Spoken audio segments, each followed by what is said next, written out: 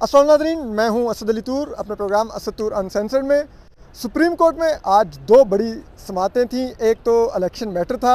اور ایک military court میں جو سویلینز کے ٹرائل کا معاملہ تھا وہ تھا۔ دونوں میں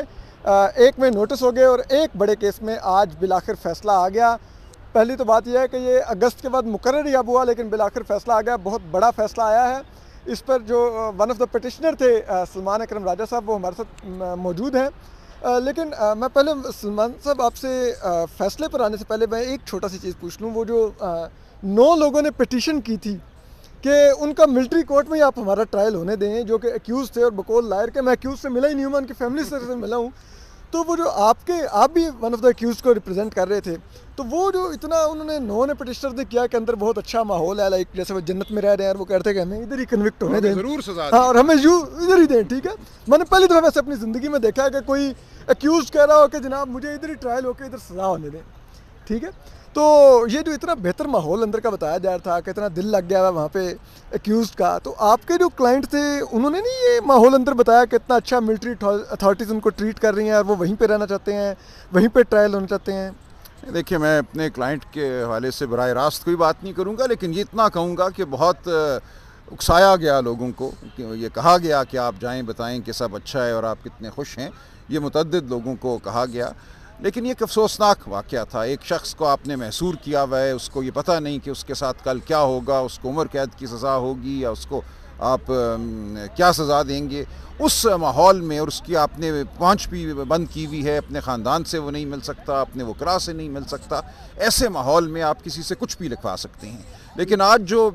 یہ اپلیکیشن فائل کی گئی 9 افراد کی طرف سے سپریم کورٹ میں، اس میں مذکّر خیز بات یہ تھی کہ ان میں سے کسی کے بھی دستخط، کسی کا بھی ایفیڈیوٹ ساتھ نہیں تھا۔ یہ کہا گیا کہ جو ان کے خاندان والے ہیں انہوں نے دستخط کر دیے ہیں، سپریم کورٹ نے اس کو تسلیم نہیں کیا اور کہا کہ ان کو ہم قبول نہیں کریں گے۔ لیکن اگر وہ آ بھی جاتی تو یہ معاملہ کوئی ذاتیات کا معاملہ نہیں ہے، کسی کی ذاتی پسند ناپسند کا نہیں ہے، یہ معاملہ آئین کا ہے۔ کیا آئین پاکستان اس بات کی اجازت دیتا ہے کہ آپ کی میری زندگی جو ہے، آپ کی میری جو آزادی ہے، اس کا فیصلہ کرنل صاحب کریں، کوئی میجر صاحب کریں؟ پاکستان کا آئین اس بات کا متقاضی ہے کہ عدالتیں ہوں جو کسی کے تابع نہیں ہیں، جن کے اوپر دباؤ براہ راست نہیں ڈالا جا سکتا، اور جو قانون اور آئین کے مطابق فیصلے کریں۔ ملٹری کورٹ کوئی کورٹ نہیں ہے، ہمارے لاتعداد فیصلے ہیں جن میں یہ بڑی وضاحت سے کہا گیا ہے کہ کسی بھی سویلین کو اگر آپ ملٹری کورٹ کے سامنے پیش کرتے ہیں تو یہ اس کے بنیادی حقوق کی تلافی ہے، اس سے ایک روگردانی ہے۔ لہٰذا یہ آج کا فیصلہ میں سمجھتا ہوں تمام ابہام کو دور کرے گا، اور آئندہ کوئی بھی آپ نے مقدمہ قائم کرنا ہے، آپ کھلی عدالت میں آئیے، وہاں پہ آپ مقدمہ چلائیے، میڈیا بھی ہوگا، لوگ بھی ہوں گے، پتہ چل جائے گا آپ کے پاس کیا شہادت ہے، کیا گواہی ہے، کیا الزام ہے۔ بند کمرے میں انصاف نہیں ہوتا۔ اچھا، سلمان اکرم راجہ صاحب، آپ بھی اس کیس میں آج فیصلہ سن رہے تھے، اس وقت کورٹ میں موجود تھے۔ آپ کائنڈلی اگر لوگوں کو یہ تھوڑا سا ایکسپلین کر دیں کہ 2D1 اور 2D2 جو اڑایا گیا ہے، یہ آرمی ایکٹ کی کلاس تھیں اور سیکشنز تھیں، اور ان کا مقصد کیا تھا جس وجہ سے ان کو کورٹ نے الٹرا وائری اور الٹرا کانسٹیٹیوشنل قرار دے کے ان کو کالے دم قرار دیا ہے؟ دیکھیں، 2D1 یہ کہتے ہیں، اور یہ دونوں جو شکیں ہیں یہ سن 67 میں آئی تھیں، جب ایوب خان صاحب کی حکومت تھی، مارشل لاء تھا، اور یہ کہتے ہیں کہ اگر کوئی سویلین کسی فوجی افسر کو ورغلاتا ہے کسی بھی حوالے سے کہ وہ اپنے کام میں کوتاہی کرے یا اپنے کام سے ہٹ کر کوئی کام کرے، تو اس کی جو ٹرائل ہے وہ ملٹری کورٹ میں ہو سکتی ہے۔ دوسری جو شک ہے 2D2، وہ یہ کہتی ہے کہ اگر کسی ملٹری انسٹالیشن، یعنی کہ ایک عمارت جس کا تعلق دفاع سے ہے، اس کے حوالے سے اگر کوئی جرم سرزد ہوتا ہے تو اس کی جو ٹرائل ہے وہ بھی ملٹری کورٹ میں ہوگی۔ یعنی کہ اگر میں سپریم کورٹ پہ دعویٰ بول دوں تو میری ٹرائل عام عدالت میں ہوگی، لیکن اگر وہاں کسی اسٹاف افسر کے گھر میرے سے کوئی گستاخی ہو جائے تو میری ٹرائل ملٹری کورٹ میں ہوگی۔ تو اس بات کو سپریم کورٹ نے تسلیم نہیں کیا۔ انہوں نے کہا کہ یہ بہت بڑا ایک بنیادی حق ہے ہر پاکستان کے شہری کا کہ اگر اس سے کوئی جرم سرزد ہوتا ہے تو اس کو سزا دینے کے لیے عام عدالت جو ہے وہ بیٹھے۔ یہ نہیں ہو سکتا کہ آپ ایک کرنل صاحب یا میجر صاحب پر مشتمل عدالت بنا دیں جو خود ماتحت ہیں، جن کی پروموشن، جن کی پوسٹنگ سب تابع ہے ان کے جو بالادست افسران ہیں، اور ان کو کہیں کہ اب اس کو سزا دو۔ تو اس بات کو انہوں نے قطعی طور پہ غیر آئینی قرار دیا ہے۔ ایک سویلین کی جو ٹرائل ہے اس کے خلاف جو مقدمہ ہے وہ پاکستان کی عام عدالتوں میں ہی چل سکتا ہے، سول عدالتوں میں چل سکتا ہے، ملٹری عدالت میں نہیں چل سکتا۔ یہ آج کے فیصلے کا بنیادی نقطہ ہے۔ اچھا، ایک چیز اور تھوڑی سی کلیئر کر دیجیے جو کنفیوژن ہے، یہ یونینیمس یعنی کہ 5 کے 5 ججز کا فیصلہ ہے، یا جسٹس جو یحییٰ افریدی ہیں ان کا کوئی اختلافی نوٹ ہے، یا وہ کوئی بعد میں اپنی ریزنز دے کے اضافی نوٹ دیں گے؟ یہ کیا آپ کو ان کی آج کا جو فیصلہ تھا، جہاں تک یہ 2 شقیں جو ہیں آرمی ایکٹ کی 2D1 اور 2D2، ان کو 4 جج صاحبان نے بشمول محترم جسٹس عائشہ ملک انہوں نے کالعدم قرار دیا ہے۔ جسٹس یحییٰ افریدی نے اس حوالے سے اپنی رائے محفوظ رکھی ہے، وہ اس پہ شاید مزید غور کرنا چاہتے ہیں۔ لیکن جو دوسرا حصہ تھا آج کے فیصلے کا، کہ جتنی بھی اب تک کارروائی ہوئی ہے ملٹری کورٹس کے سامنے 9 مئی کے بعد یا 9 مئی کے حوالے سے جن لوگوں کو گرفتار کیا گیا ہے، اس کو کالعدم 5 کے 5 جج صاحبان نے قرار دیا ہے۔ اچھا، ایک آخری چیز سلمان اکرم صاحب، آج کے فیصلے کے بعد جب کہ یہ 4 جو 2 شقیں ہیں ان کو جب کورٹ نے انکانسٹیٹیوشنل قرار دے دیا، بے شک اب بعد میں اگر یحییٰ افریدی صاحب اس سے اختلاف بھی کریں گے اگر، تو پھر بھی یہ 4 کا فیصلہ تو سٹینڈ کرے گا، میجارٹی ججمنٹ، تو کیا اس کا اطلاق اب ماضی کے بھی ہوگا، لائک شکیل افریدی یا وہ جو خٹک صاحب، مجھے ابھی فوری نام نہیں ذہن میں، ادریس خٹک صاحب، ان کے ساتھ بہت زیادتی ہوئی ہے، ان لوگوں کے بھی فیصلے پر اس کا امپیکٹ ہوگا؟ میرا خیال ہے بالکل ہونا چاہیے، کیونکہ جب آئینی طور پہ کسی شخص کو کالعدم قرار دیا جاتا ہے تو اس کا یہ مطلب ہوتا ہے کہ وہ کبھی قانون کا حصہ تھی ہی نہیں، اس کو قانون میں غیر آئینی طریقے سے داخل کیا گیا۔ لہٰذا تصور یہ کیا جائے گا کہ یہ شقیں آئین پاکستان کی روح سے ہمیشہ سے کالعدم تھیں، لہٰذا ان کے ہوتے ہوئے اگر کوئی ٹرائل ہوئی ہے یا ان شقوں کے تحت کوئی ٹرائل ہوئی ہے تو میری نظر میں اس ٹرائل کو بھی کالعدم قرار دیا جائے گا۔ ان کو بھی بہت شکریہ سلمان اکرم راجہ صاحب، بہت شکریہ۔ سلمان اکرم راجہ صاحب ہمارے ساتھ موجود تھے، سینئر لائر ہیں، قانون دان ہیں، اور یہ بھی اس میں ون آف دا پٹیشنر تھے۔ آج کا جو بنیادی ایک آپ کو جاتے جاتے جو تھس تھا، اور اس کے علاوہ آپ کو جو الیکشن میٹر ہے اس پر بھی بتا دیں، وہ یہ ہے کہ جو عدالت نے آج اٹارنی جنرل منصور عثمان عوان صاحب کے آرگومنٹس تھے، تو ان سے پوچھا کہ 2015 میں تو آپ نے سویلین کے ٹرائل کے لیے آئین میں ترمیم کی تھی، لیکن اب وہ ترمیم کی ضرورت کیوں پیش نہ آئی؟ تو اس پر جو اٹارنی جنرل تھے ان کا یہ کہنا تھا کہ 2015 میں اس لیے کیونکہ جن لوگوں کا ٹرائل ہونا تھا وہ دہشت گردی کے واقعات میں ملوث تھے، اور وہ ڈائریکٹلی فوجی تنصیبات پر حملوں میں اس طرح سے ملوث نہیں تھے کہ ان کا فوج کے ساتھ کوئی نیکسس بنتا ہوتا کہ انہوں نے فوج کو افیکٹ کیا ڈائریکٹلی، تو اس لیے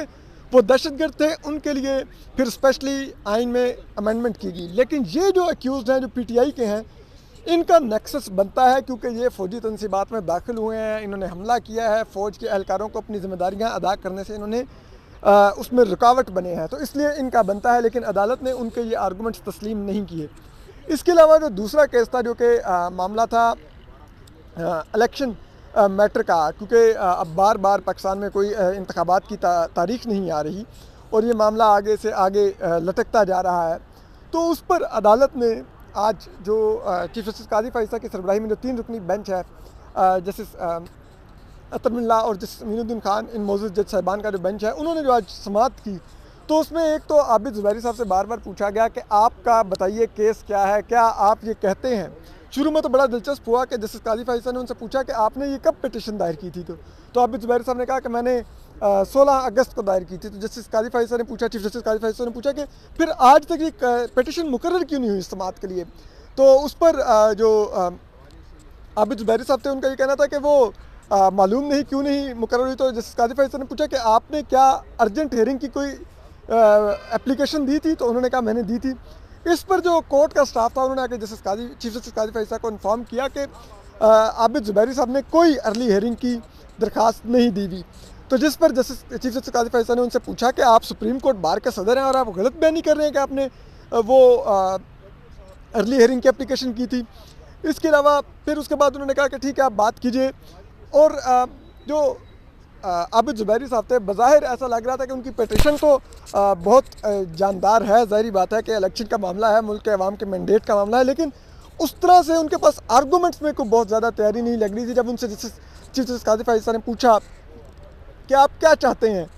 کہ کیا ہو، تو انہوں نے کہا کہ یہ جو 2023 والے سینسز ہیں، یعنی کہ مردم شماری ہے، اس کے اوپر جو حلقہ بندیوں کا معاملہ ہے، اس کے اوپر جو انتخابات میں تاخیر کی جا رہی ہے، ہم چاہ رہے ہیں ویسے نہ ہو، 90 دن میں انتخابات ہو جائیں۔ تو چیف جسٹس قاضی فائز صاحب نے پوچھا کہ آپ کیا چاہتے ہیں کہ یہ جو 2023 کے انتخابات پر جو حلقہ بندیاں ہو رہی ہیں، کیا یہ نہیں ہونی چاہیے اور انتخابات 2017 کے اس کے اوپر ہونی چاہیے، مردم شماری کے تحت ہوئی ہوئی حلقہ بندیوں کے اوپر؟ تو اس پر انہوں نے کہا کہ نہیں میں یہ نہیں چاہ رہا، میں یہ چاہ رہا ہوں کہ بس 2023 والی جو مردم شماری ہے اس کی حلقہ بندیوں کے اوپر انتخابات کو تاخیر کا شکار نہ کیا جائے۔ تو چیف جسٹس قاضی فیصل نے پوچھا تھا کہ یہ آپ کیا کہہ رہے ہیں، کوئی پوزیشن لیں کہ یا 2017 پہ ہونی ہے یا 2023 پہ ہونی ہے؟ اور 2017 کے بارے میں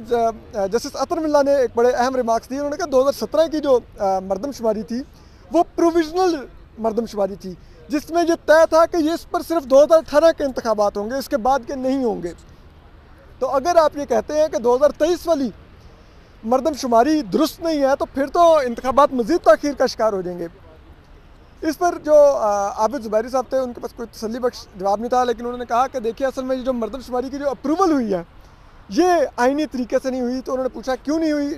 چیف جسٹس قاضی فیصل نے پوچھا کہ کیسے نہیں ہوئی؟ تو انہوں نے کہا کہ جو CCI کا اجلاس تھا، یعنی کہ مشترکہ مفادات کونسل کا، اس میں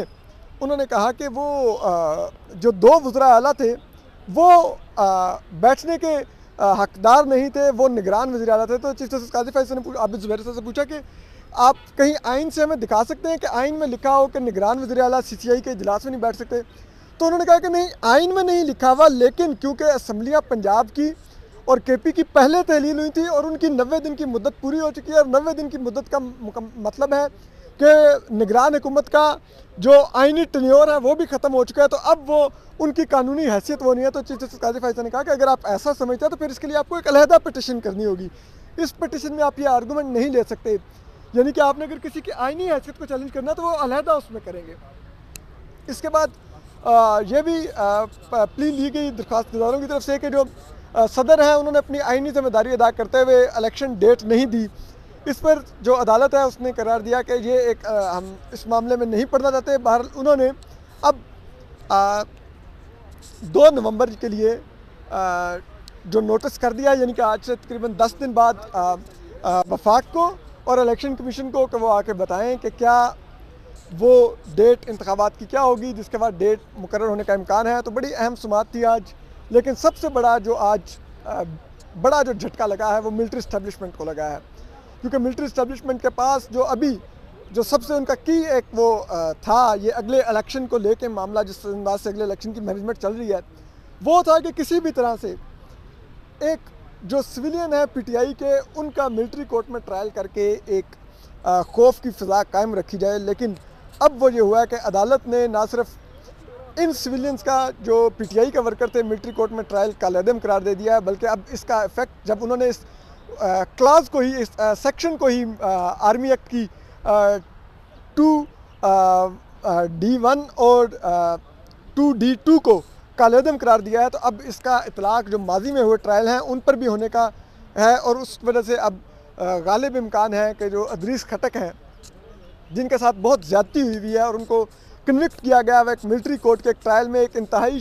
فریولس مقدمے میں، جھوٹے مقدمے میں پھنسا کے، اب ان کی سزا بھی کالعدم ہونے کے بہت زیادہ چانسز ہیں اور بہت زیادہ امکان ہے کہ وہ دوبارہ سے رہا ہو کے اپنی اہل خانہ سے آ ملیں گے اور ایک آزاد زندگی گزاریں گے۔ لیکن اس کے باوجود جو مشکل وقت انہوں نے گزارا، کاش کوئی اس ریاست سے پوچھے کہ اس کا حساب کون دے گا، اور ان کے وہ گزرے سال جو انہوں نے اپنی فیملی سے دور گزارے اور جو انہوں نے اذیت گزاری، ان کی فیملی نے اذیت گزاری، وہ کون لٹائے گا۔ اپنا خیال رکھیے، اللہ حافظ۔